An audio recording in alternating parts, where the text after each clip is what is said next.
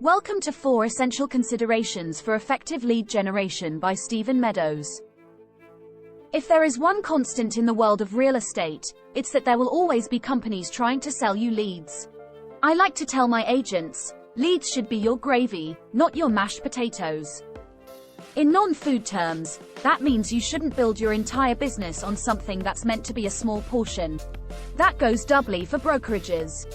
I have seen countless companies pour tens, if not hundreds of thousands of dollars into lead generation in an effort to feed their agents.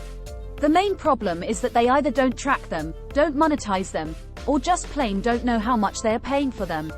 As the market continues its drastic, yet overdue shift, agents and brokerages alike are scrambling to fill the revenue void in their business. The days of the push-button sale are gone. Now, we have to exert an actual effort to get clients and close a deal. Here are some things to remember when considering paid lead generation for your brokerage or team. I have personally managed or vetted over 60 lead sources.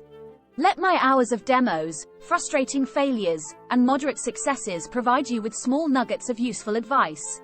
Note: lead generation looks a lot different on the single agent level. These tips are meant more for brokerages or teams trying to make the numbers work on a small portion of the revenue. Number 1. Don't be fooled by cost per lead. Most lead generation companies will try to focus on the cost per lead, CPL, to lull the target into a false sense of comfort with the amount of money they have to spend. They will have you thinking, wow, $500 is cheap for a listing. Sign me up. The problem is that $500 isn't getting you a listing, it's for a listing lead.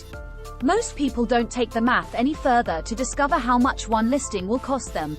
How many leads does it take for an appointment? How many appointments do you need for a listing? How many listings make it to the closing table?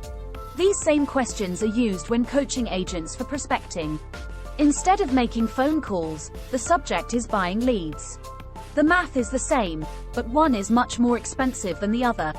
With national lead conversion rates averaging around 1%, you better be amazing to make a profit on a $500 CPL. Number 2. Conversion is the name of the game. Big shocker. Lead generation isn't a gimme.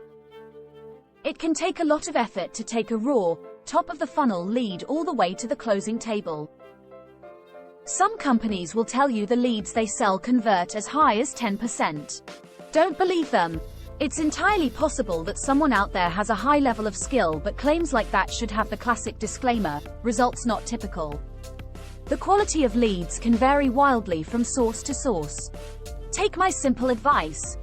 When calculating the profits from lead generation, don't use more than a 2% conversion rate in the assumption. If you can turn a profit on your portion of the deal at that level, you should proceed. Number 3. Run the numbers. So many people get dazzled by big numbers and don't stop to whip out the calculator. I had a recent chat with an agent who was touting all the money she made with a certain company that will remain nameless. She was paying $1,500 per month for leads and insisted that it was a moneymaker. She wasn't wrong, but the amount of profit surprised her. As it turns out, she had closed 6 transactions on those leads. After splits and expenses, her take-home was about $700 per month. While it's not peanuts, as a major source of business, it's not a windfall. This is why we tell our agents not to make this too large a part of their business plan. Number 4. Accountability is key. Whether you are managing a team or lead generation group or taking a run at this game alone, accountability should be the cornerstone of your strategy.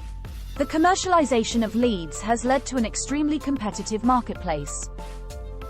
Add to that the fact that tech-savvy consumers are not willing to wait for the information they requested. Speed to lead requires almost instantaneous reaction time. Compound all those factors with low inventory and rising rates and you have the perfect storm. You better be at the top of your game. Be willing to hold others or yourself accountable to making the calls and creating an aggressive nurturing plan. If that doesn't sound like your style, maybe this isn't for you.